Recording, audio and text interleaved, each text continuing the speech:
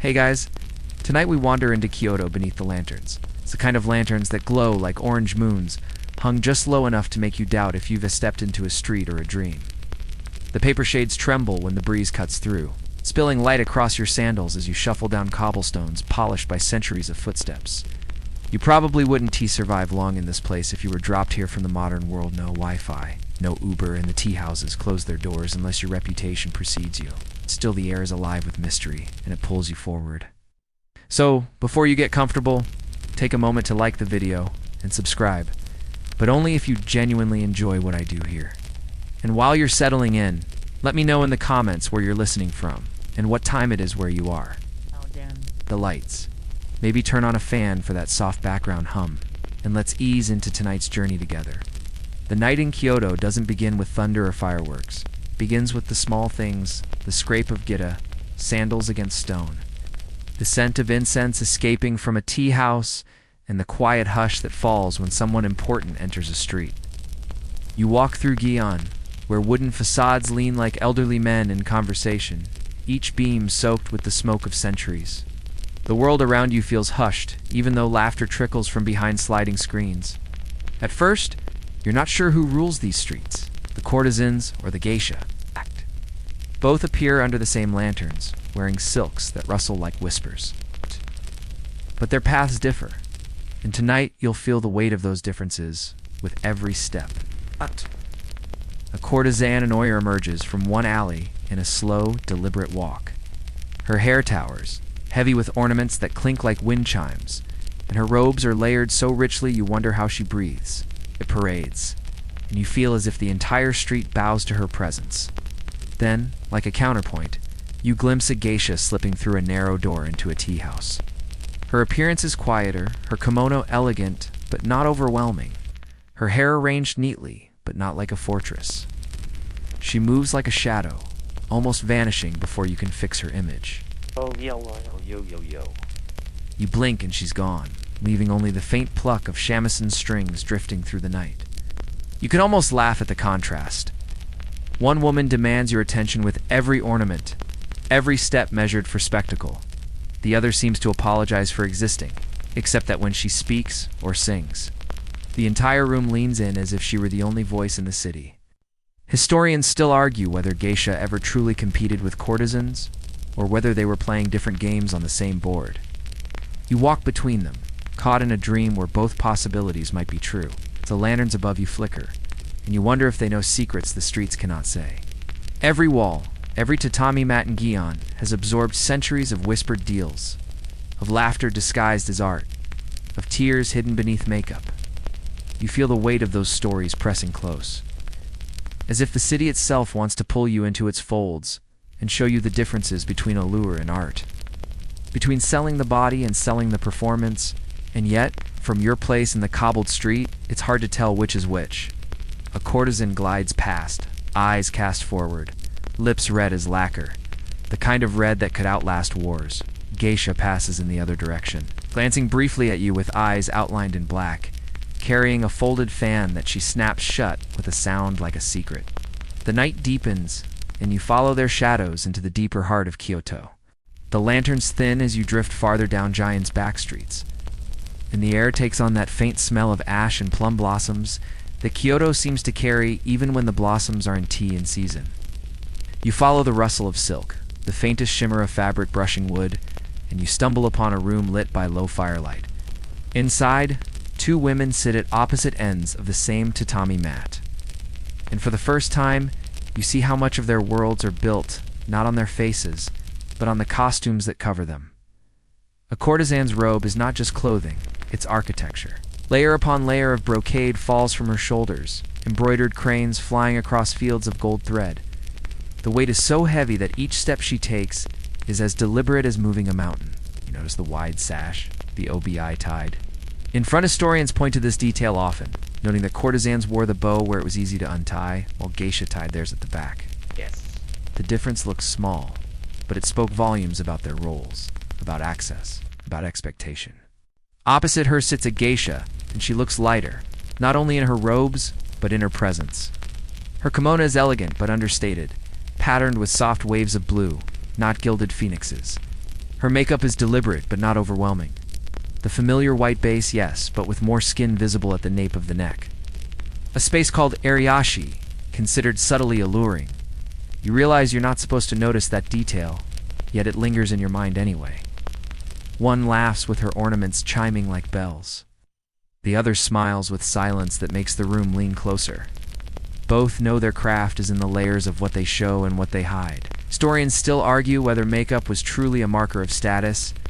Some say Oiran created an almost theatrical mask, meant to elevate them into unreachable icons.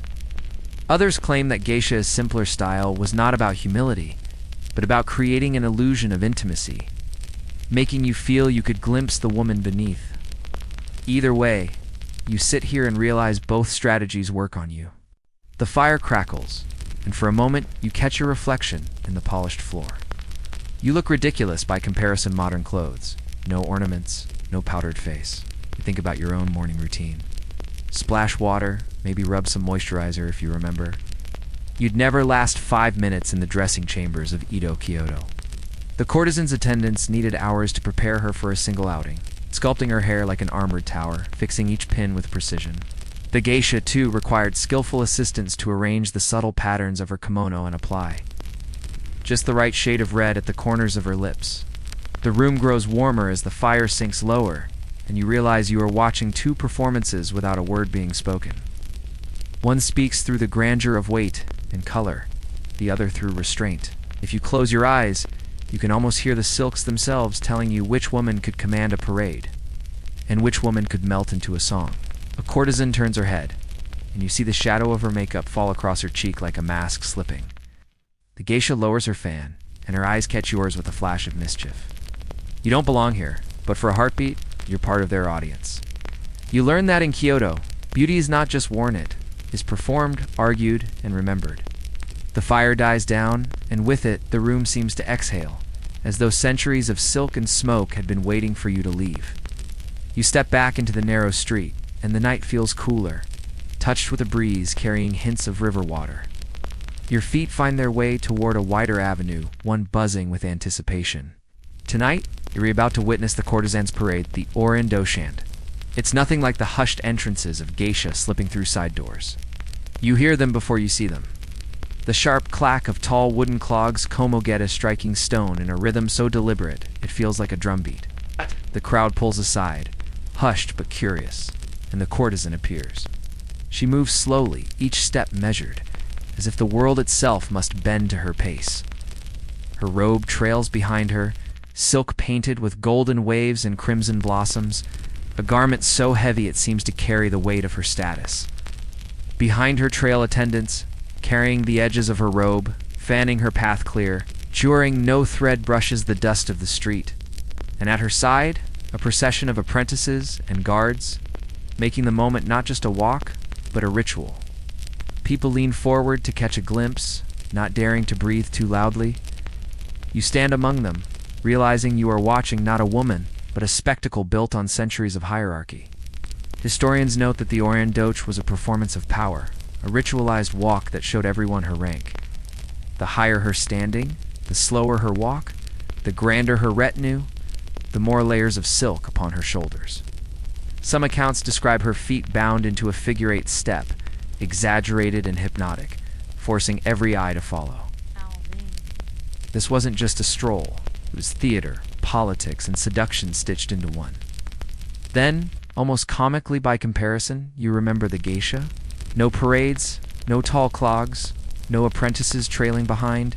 The geisha arrives like the sound of a shamisen string soft, sudden gone if you don't listen closely. She enters a tea house with little ceremony, her presence felt in conversation, in a game of wit, in a song plucked quietly to break the silence. Where the courtesan claimed the street, the geisha claimed the room. A man next to you whispers to his friend, eyes wide as the courtesan passes. You can't help but think of modern celebrity culture: red carpets, flashing cameras, the slow spin of a gown designed for headlines. The courtesans of Kyoto had invented it long before Hollywood, in Geisha. They'd invented the art of subtle influence, a performance you only noticed when you realized you were already captivated. Some scholars argued that the courtesans' grand parades were their undoing. They burned so brightly, demanded so much spectacle, that when fashions changed, their world crumbled. Geisha, with their quieter approach, endured through centuries of wars and modernization. But standing here tonight, watching the courtesan glide like a living sculpture, you can't deny the magnetism. Even the geisha, slipping unnoticed into the shadows, might have paused for a heartbeat to watch her rival pass. The clogs clack farther down the street, the crowd disperses, and you find yourself in the sudden quiet again. You can almost laugh at the absurdity. One woman walked 50 steps in the time it would take you to walk 500. And yet, she conquered the night more completely than any emperor could. The lanterns flicker, and you realize Kyoto teaches you in contrasts. To understand courtesans and geisha, you must watch one under the torchlight, and the other under the hush of a tea house. Both queens of their craft, both ruling different kingdoms. And you, the wandering outsider, caught somewhere between awe and amusement. The street grows quiet again, but your ears are still echoing with the heavy rhythm of the courtesan's clogs. You follow the pull of shamisen notes, faint and playful, drifting from a tea house tucked behind a curtain of bamboo. Sliding the door open, you are drawn into another kind of performance, not one built on spectacle, but on subtler arts. A geisha kneels on the tatami, her sleeves folded neatly around her, her laughter spilling into the room like a secret meant only for those close enough to hear. This is where geisha make their mark, not by the grandeur of parades, but by the nimble sharpness of their tongues. A guest sits across from her, sake cup in hand, fumbling for the right words. She teases him gently, a joke wrapped in politeness, and the room erupts in soft laughter. You realize you're watching something just as orchestrated as the courtesan's parade, though built from different tools. Words here are as valuable as jewels. Historians point out that conversation was the true domain of geisha. While courtesans promised allure through beauty and ritual, geisha seduced through games of wit. A careless pun, a clever riddle, a well-timed sigh-all, these could charm as much as any painted lip. You can't help but smile. In the modern world, you might call this stand-up comedy with silk sleeves and candlelight. On the other side of the room, another geisha arranges a drinking game. Dice clatter softly, laughter grows louder, and for a moment, you forget the rigid hierarchies outside these walls. Here the air feels lighter, free of retinues and formal bows. The geisha's art lies not in commanding the street, but in creating intimacy, making each guest believe the night exists only for them. And yet, even here, traces of rivalry linger. Courtesan might scoff at such simplicity, claiming no true power lies in chatter and sake cups. But watching the guest lean closer, eyes shining, you know influence wears many masks. Some scholars still argue whether geisha truly offered only entertainment, or whether their charms sometimes crossed the blurred line into something more physical. The records remain silent, perhaps deliberately so, leaving you to wonder as you sip warm sake offered by a hand wrapped in silk. The shamisen's strings pluck again, crisp and sudden, and silence falls. A geisha raises her fan, snaps it shut, and begins a dance so quiet it could almost be mistaken for breathing. Each step is deliberate, her sleeve rising and falling like waves. It is not grand, not meant for the street, but for the handful of eyes in this room. You blink, and realize your attention has narrowed to nothing but her movements. The courtesan outside had conquered the avenue, but this woman has conquered your thoughts. You nearly laugh again, catching the absurdity of it. Outside, a woman in 10 layers of silk had required a parade of attendants to keep her robe from brushing dust. Here, one woman with a fan, a few strings of music, and a coy smile has turned sake-drunk merchants into silent disciples. Influence doesn't always need gold thread, sometimes just needs the right pause in a conversation. The night deepens, the shamisen softens. But you realize you're learning more than history, you're learning the fine art of presence. Courtesans carried presence like a crown. Geisha wove presence like a spell. And you caught between their worlds, can't help but wonder which you'd fall for first. The tea house hush lingers in your ears as you step outside again, and the lanterns sway like tired eyelids blinking against the midnight breeze. You walk a little farther and find yourself at the edge of another gathering, this time not behind sliding doors, but out on the street where anticipation gathers like mist. Tonight you're about to watch two worlds collide in the way they move. The courtesan's parade, the oiran returns a vision of layers and ornaments. You hear the attendants first trustling silks, clicking gita, the faint grunt of effort as they adjust her towering robes. Then she appears, moving slowly, each step an event. The crowd falls silent. Children crane their necks, merchants whisper, and you feel the pressure of 1,000 eyes locked on her as though she were a comet streaking across the night. Every step is a statement. I am above you. I am untouchable. But then, as though the city itself balances its scales, you notice a geisha slipping across the avenue. No retinue, no pomp, no clicking wooden clogs as high as mountains. She glides swiftly, fan in hand, sleeves trailing softly. Her presence is almost a secret blink and she's gone, a shadow in the corner of your vision. Where the courtesan demands your gaze, the geisha invites you to notice her absence and long for it. Historians still debate which image held more power. Was the courtesan's deliberate spectacle the pinnacle of allure? Or was the geisha's ability to vanish and reappear, to exist only in the memory of a glance, the truer spell? Some argue that the courtesans invented celebrity, while the geisha perfected subtle influence. Either way, you realize you're caught between two definitions of charisma. One thunderous, one whispered. You stand in the middle, almost laughing at how much effort went into each performance. The courtesan must train for years to carry her body with such rigid grace, to balance her massive robes, to memorize the choreography of the figure-8 step. The geisha must spend just as long learning to hide the work, to make her dance look effortless. Her conversation natural, her music spontaneous. Two paths that seem opposite but meet in the same place. Mastery of attention. The torches flare brighter, and you notice how the light treats them differently. The courtesan glitters, every golden thread catching fire until she looks less like a woman and more like a moving shrine. The geisha, by contrast, melts into the soft glow, her features lit gently, her fan flashing once before folding back into shadow. Both leave imprints, but the kind of imprint depends on what you came searching for. Spectacle or intimacy, dream or whisper. And you. You're left standing there grinning in the dark, because you realize you'd probably trip over your own sandals trying to imitate either one. You'd last about 3 seconds before falling face first into the cobblestones. Your grand parade cut short by gravity. The thought makes you chuckle, though you catch yourself quickly. Laughter feels out of place in streets still heavy with ritual. The crowd disperses again, and you wander onward, the contrast between them still tugging at your thoughts. Kyoto teaches you slowly, patiently, like a parent teaching a stubborn child. Beauty is not one thing, or even two, but a spectrum of how you make people feel. Tonight, you've seen both ends, one dazzling, one disappearing end. Both have left you sleepless in the best possible way. The streets of Gion narrow again, drawing you deeper into the labyrinth of lantern light and polished wood. By now you've seen silk and spectacle, parades and whispers, but tonight, Kyoto has another lesson waiting, the duel of words. You slip back into a tea house, and before you even settle on the tatami, hear laughter ripple through the room like wind through paper screens. At the center sits a geisha, fan folded in her hand, her eyes glinting with mischief. Around her are merchants and minor officials, men flushed from sake, eager to prove their wit. She sets a riddle, her voice soft, but sharp enough to cut through the haze. What has no legs yet can trip you? What has no mouth yet makes you speak? The men fumble, tossing guesses into the airwind. Shadow, maybe a dream. She shakes her head, the corners of her mouth curling upward, and with a quick snap of her fan she declares the answer, a woman's glance. The room erupts with laughter, half embarrassed, half enchanted.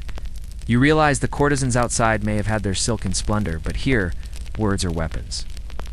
Geisha master the art of conversation, turning language into a kind of theater more intoxicating than any drink. Historians argue about whether this verbal skill was merely entertainment or something more subversive, a way for women to wield influence in a world otherwise ruled by men. Across the tatami, you notice a merchant leaning forward, hanging on every syllable. His laughter is too loud, his smile too wide. You can almost see his wallet sliding open, as his heart does. Yes. And yet, you can't mock him, because you too are caught in her net. The fan flutters, the shamisen plucks, and each word lands like a bead of incense smoke in the night. By contrast, the courtesan's language was often ritualized.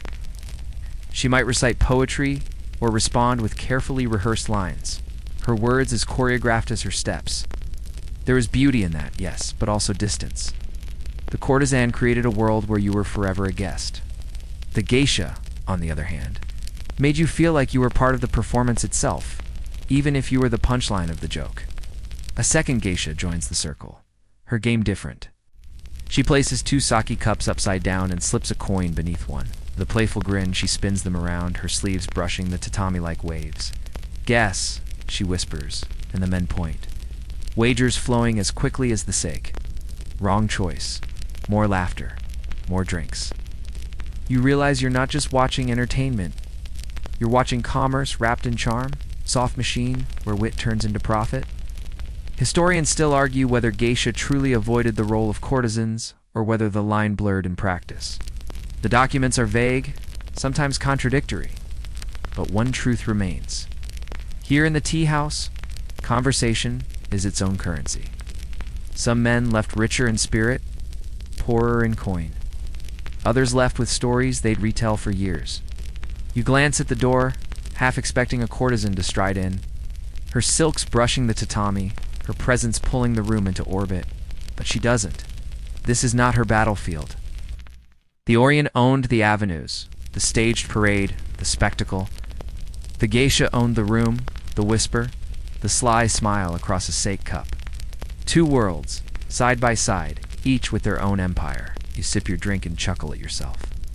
If you tried to tell a riddle here, your clumsy modern wit would land with the grace of a falling sandal. You'd probably be laughed out of Kyoto before finishing your sake. But that's the magic. You're not here to compete. You're here to watch, to learn how women once bent words into spells and left men like you happily defenseless. The dice have barely stopped rolling when the room changes again, not in sound but in tone. Laughter dims, replaced by the long, twangy sigh of the shamisen. You follow the music like a moth to flame. Suddenly you re in a space where the courtesan-s ornaments and the geisha-s wit give way to something older, quieter, more elemental.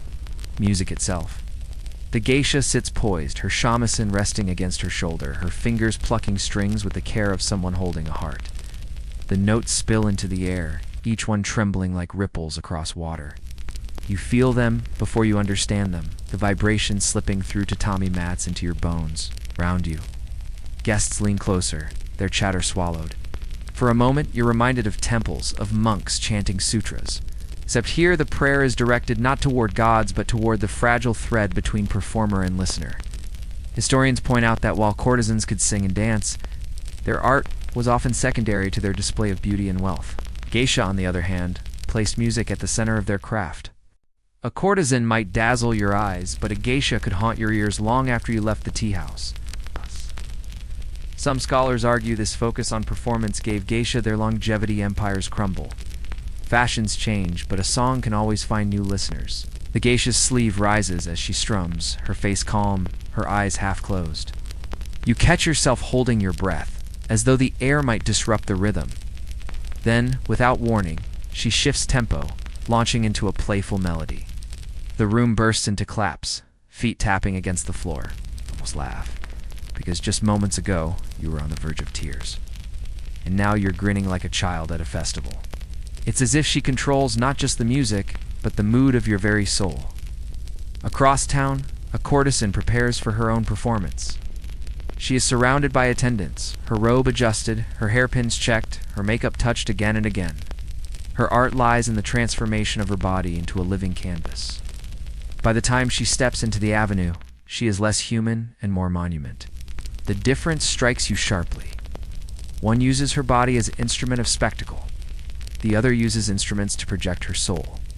Both leave you entranced, both make you forget who you are for a time. The song slows, drifting into a minor key, and the firelight flickers against the geisha's pale face. You feel as though the whole city has gone quiet just to listen. Then she opens her eyes, glances around the room, and lets out the final note of sound that seems to hang in the air even after silence returns. You look around and realize everyone is still holding their breath, as though waking from a collective dream. Historians still argue about how much of this was spontaneous and how much rehearsed. Were the tears in guests' eyes genuine, or carefully coaxed by performers who had perfected the art of emotional manipulation? The records don't say. All you know is that, sitting here tonight, you are utterly convinced she played just for you. You smile at the absurdity of it. In your modern world, you can stream 1,000 songs at the tap of a finger, yet none of them make you feel as if the singer has leaned across the centuries to whisper in your ear. Here, under paper lanterns and sake haze, one woman with 3 strings can rearrange the furniture of your heart. And that, you think, is the kind of history you could fall asleep to.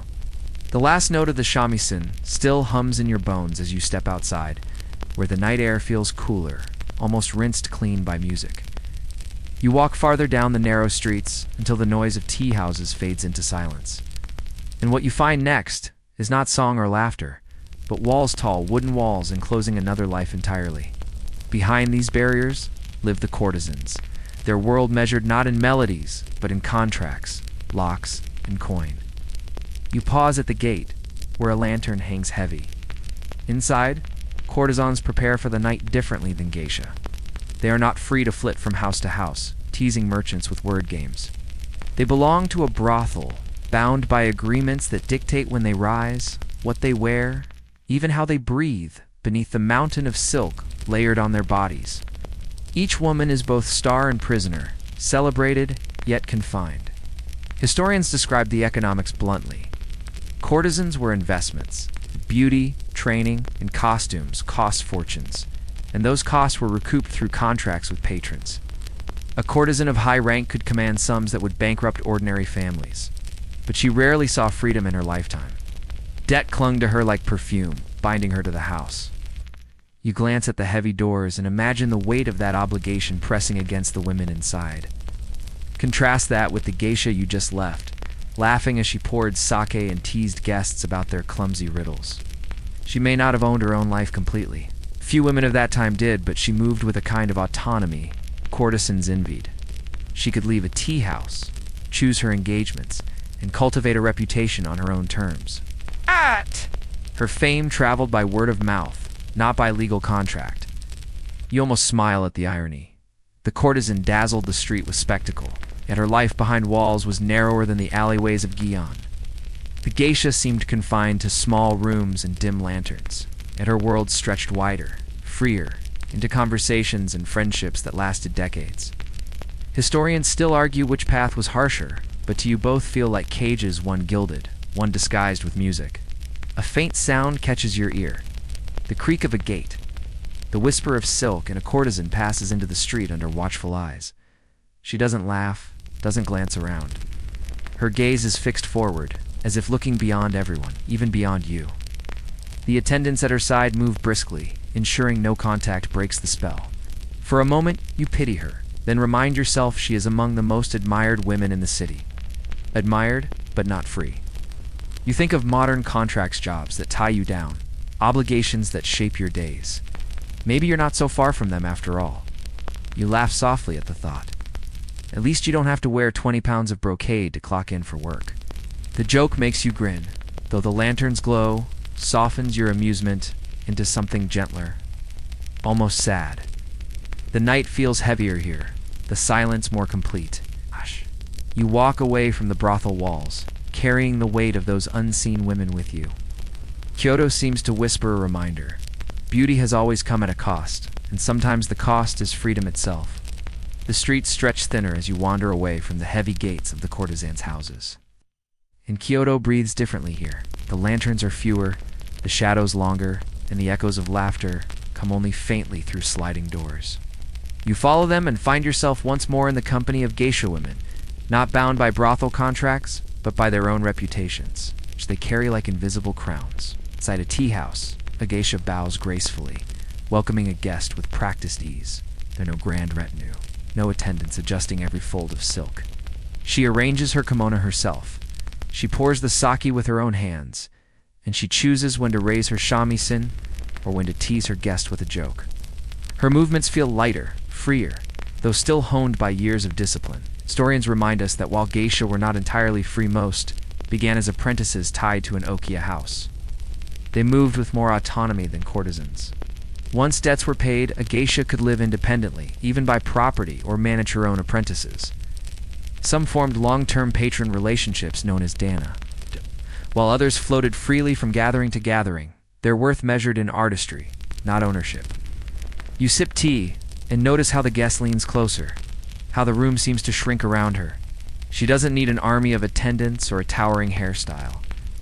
Her power lies in presence, in the ease of conversation, in the way she makes him laugh at himself and still feel important afterward. You realize this is freedom disguised as play, influence wrapped in laughter, and yet you can't help but compare. The courtesan you watched earlier had glittered like a shrine, her every movement watched by dozens, but her freedom ended at the walls of her brothel. The geisha here might entertain only a handful of guests at once, yet her world stretches farther than the alleyways of Kyoto. She can refuse, she can choose, she can step away. Historians still argue whether geisha truly maintained this autonomy, or whether patronage always pulled strings. But in this moment, watching her move gracefully between laughter and song, you believe the myth of freedom more than the reality. Sometimes perception is all that matters. A guest stumbles on a word, and she seizes it, turning the slip into a playful jest. The room bursts into chuckles, and she bows, hiding her smile behind a fan. You'll almost laugh yourself, thinking that this single moment of shared amusement holds more power than any parade. Influence docenti always need to be paraded in gold. It can be slipped into the quiet space between a question and an answer. The lanterns flicker lower, and you catch yourself lingering, not ready to leave. You realize you've been moving between two worlds all night, one gilded but confined, the other modest but expansive. You're beginning to understand that freedom in Kyoto was not measured in steps, across a parade, but in the choice of when to lift a fan, when to speak, when to laugh. And you, standing here centuries later, are still caught by the spell. The night deepens as you wander further and Kyoto begins to reveal its ladders. The invisible rungs that separated not just courtesans from geisha, but courtesans from one another. You stop before a brothel's gate once more, this time noticing the painted boards posted outside lists of names and prices. As if ranking women were no different than ranking cuts of silk. Inside those walls, status was not an idea, it was currency.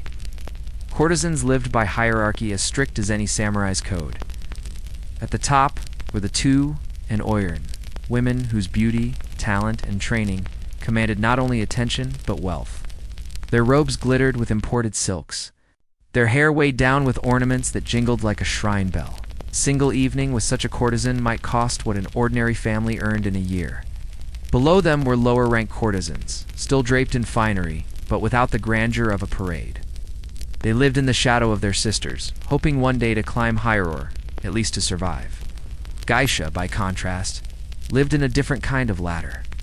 They weren't ranked by contracts or posted fees, but by reputation. A geisha known for her shamisen skill or her sharp wit could become the talk of Kyoto. Her name whispered in tea houses across the city. There were no gilded signs proclaiming her value. Her art did the work, subtler, but perhaps more lasting. Historians still argue whether courtesans and geisha truly saw themselves as rivals. Some claim they operated in separate spheres, courtesans embodying spectacle and geisha embodying art. Others suggest tension simmered beneath the surface, each eyeing the other as competition for patron's coin. You stand here in the middle of a lantern-lit street, realizing both could be true. Depending on the night and the watcher, you watch a courtesan step into the street, her rank announced by the way she carries herself. She moves slower, her attendants more numerous, her robes heavier with embroidery. Across town, a geisha sits cross-legged with a fan in hand, her laughter drawing every eye in the room. 2 ladders, 2 crowns, 2 ways of measuring worth. You chuckle softly to yourself. In the modern world, you might think of Instagram followers or YouTube subscribers numbers that declare rank in plain sight. In Kyoto, rank was worn in gold thread or carried in the curve of a shamisen song. Different tools, same hunger, recognition. The lantern above flickers, casting shadows that blurred the differences for a moment. Courtesan or geisha, rank or reputation, spectacle or artsioto, thrived on all of them, each thread woven into its tapestry. And you, wandering centuries later, are just another spectator caught in the spell of women who turned hierarchy into theater. The lanterns burn lower now, and the air grows thicker with the scent of sake and incense, as if the city itself has drunk too deeply of its own revelry. You stumble into another gathering, this one quieter, more intimate. A courtesan sits by the window, her sleeves arranged perfectly, her eyes cast downward. Across from her, a young man leans in too close, his voice hushed. You realize you've wandered into the hidden theater of romance, the one that exists in whispers, stolen glances, and stories that rarely survive the daylight. Courtesans were trained to embody allure, but real affection was dangerous. Contracts, patrons, debts, these left little room for love. Still, stories circulate of courtesans who risked everything for secret lovers. A merchant's son who slipped coins beneath her sleeve, not as payment, but as promise. A samurai who left his sword at her gate, swearing loyalty until death. Historians debate how much truth lies in these tales. But the idea persists. Behind the golden screens, hearts still beat recklessly. Geisha, meanwhile, wove romance differently. They weren't bound by the same contracts as courtesans, so they could build long-term patron relationships. The Dana. Some of these became deep bonds, part love, part alliance, part survival. Others blossomed into genuine affection, written into poems and remembered in letters hidden in kimono sleeves. The line between transaction and tenderness blurred, until even the women themselves might not know where one ended and the other began. You watch the courtesan in the window finally glance up, her eyes meeting the young man's. For a heartbeat, her mask slips, and you see something raw. It's untrained, dangerously real. Then her attendant clears her throat. The mask slides back into place, and the moment vanishes. You almost laugh at the cruelty of it. Kyoto built entire systems to choreograph desire, yet love always found a way to sneak in uninvited. Historians still argue whether these romances were more myth than reality, created by later writers hungry for drama. But as you stand in the smoky room, you're not thinking about debates. You're watching a woman glance at a man, and you're certain it's a look older than any contract, stronger than any rule. You sigh, realizing you've been caught in the spell too. Perhaps that's the point. Whether it was genuine or staged, courtesan or geisha, love stories have always been part of the performance. As irresistible to you now as they were to the men who once emptied their purses chasing them. You step back into the night, the sound of laughter fading behind you. The memory of that brief glance burned brighter than any lantern. Kyoto whispers again, even in a world of silken masks, the heart still leaves its mark. The streets are nearly empty now, the lanterns sputtering as if they too are tired of keeping secrets. You wander deeper into Gion, your footsteps softened by centuries of worn stones, and you find yourself thinking not about beauty or music, but about scandal. Because if there's one thing Kyoto teaches you, it's that no world built on allure and reputation survives without its share of shadows. You hear whispers in the dark, tales of courtesans who slipped away with forbidden lovers, geisha accused of stepping beyond the boundaries of art. Some stories are exaggerated, some invented, some perhaps true, but each carries the same fascination. Where exactly was the line drawn between performance and flesh? Historians still argue. Was a courtesan nothing more than a glorified entertainer? Or was she the pinnacle of erotic commerce? Were geisha truly women of art, untouched by the stains of prostitution? Or is that distinction itself a carefully painted mask? A merchant's diary from centuries ago tells of a geisha who sang for him one night, and then after too much sake stayed until morning. Was she an exception? A scandal?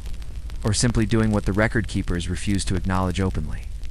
Another tale speaks of an oiran who abandoned her patrons for a single samurai, vanishing from the brothel walls into a life of obscurity.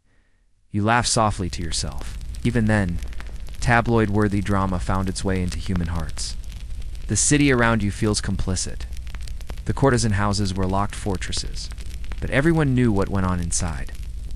The tea houses swore their women offered only art, but the rumors kept merchants coming back for more. In a way, the ambiguity was the point. The courtesans sold spectacle, the geisha sold intimacy, and both thrived on the tantalizing suggestion that something more might lurk behind the painted lips and folding fans. You imagine trying to untangle it all as a historian. Your notes would collapse into contradictions.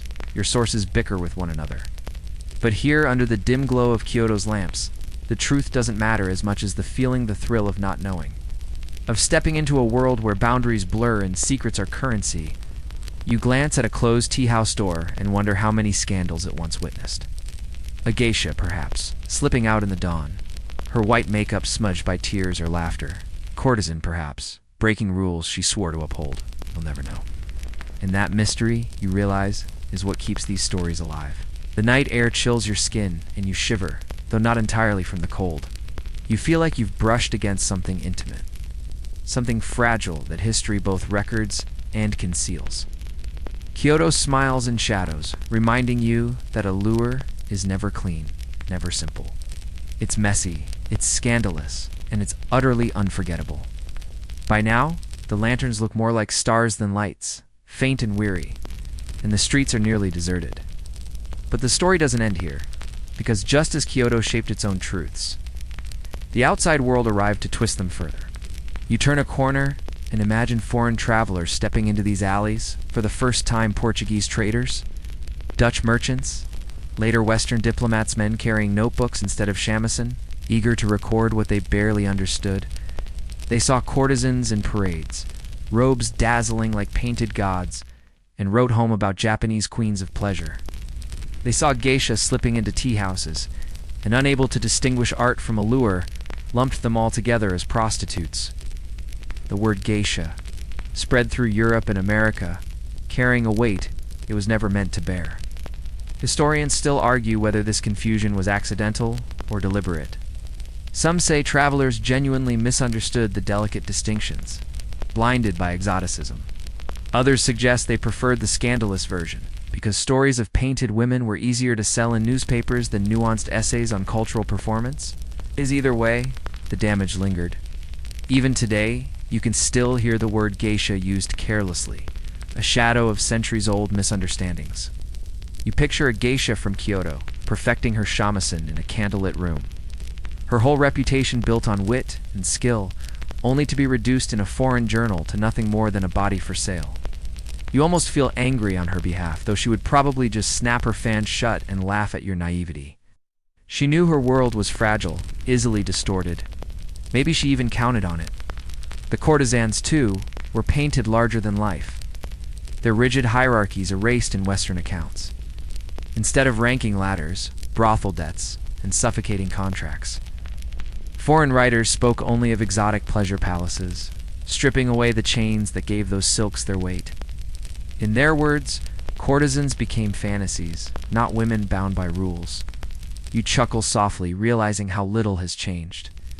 Even now, stories spread faster when they are scandalous, simplified, seductive. And yet here you are, walking these streets centuries later, searching not for myths, but for the texture beneath them. The lanterns whisper, reminding you that truth is always complicated, and maybe that's why it lulls you to sleep so well. You glance once more at the empty avenue. You imagine travelers scribbling in notebooks, capturing half-truths that would outlive the women themselves. And you wonder how much of what you've seen tonight is yours to keep and how much will slip through your fingers, reshaped by whoever tells your story tomorrow. The night is thin now, stretched like silk worn smooth by too many hands.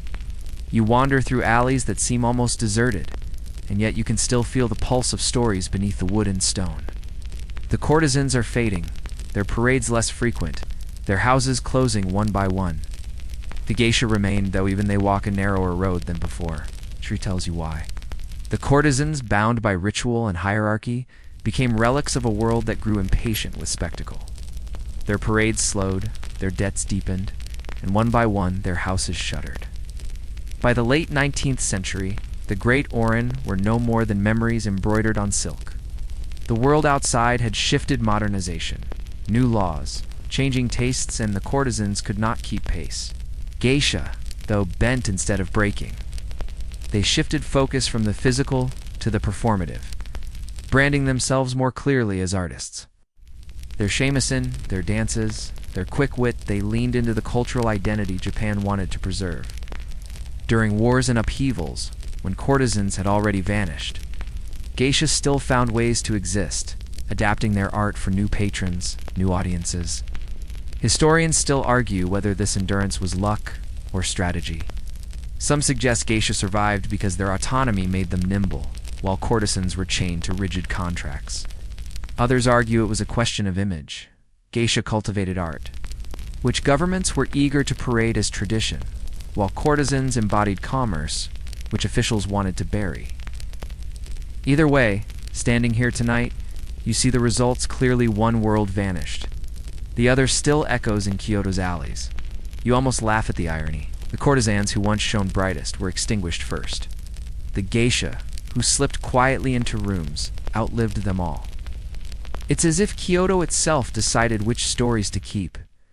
Those whispered in tea houses, not those shouted in parades. You glance at a lantern, flickering low, and you feel the weight of endings. The city is teaching you that even beauty has seasons, and that survival belongs not to the loudest, but to the most adaptable.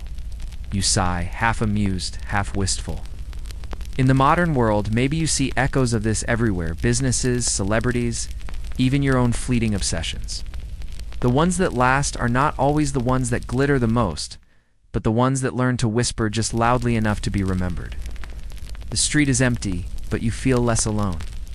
The ghosts of courtesans glide past in layers of silk. The songs of Geisha trail through paper walls. Kyoto has turned its page, but the ink is still fresh enough to stain your thoughts. The night is almost gone, its last hour clinging to the rooftops like dew that refuses to fall. You find yourself once more in Jian, where the alleys twist like ribbons and the lanterns sputter their final embers. Here, the story softens, no longer about glittering parades or sharp laughter, but about echoes, faint traces of lives that refuse to fade. You wander past a tea house still awake, and through a half-open screen you glimpse a geisha kneeling in the glow of a single lamp. She isn't playing shamisen, or dancing, or teasing guests with riddles. She is simply there, painting her lips in red with a steady hand, preparing for another night. For a moment, time folds. She could be a woman from 300 years ago, or one living now. The gestures have hardly changed. Farther down the street, you pause at a plaque commemorating a courtesan who once walked these very stones. Her house is gone, her name half forgotten, but the stone marker whispers enough. You close your eyes and imagine her slow figure-8 steps, the clinking of ornaments, the weight of silk that once declared her power. Her world is gone, but the memory clings like incense, smoke-thin, fragrant, stubborn. Historians still argue over the neatness of these endings. Some claim courtesans simply faded when geisha took their place. Others suggest the two worlds coexisted far longer than the records show. Their lines blurred, their rivalries overstated. And perhaps that is the truth of Kyoto. The city never gives straight answers. It deals in suggestion, in silence, in secrets left half-told. You keep walking past stone alleys and quiet shrines until you find yourself in front of the famous Hanamachi district. By day, it's crowded with tourists and camera shutters. By night, like now, it breathes differently. The houses lean inward, as though whispering secrets to one another, and you realize you've been let in on one of them. Not all of it, never all but enough to feel the pulse. A faint breeze catches your sleeve and you laugh softly.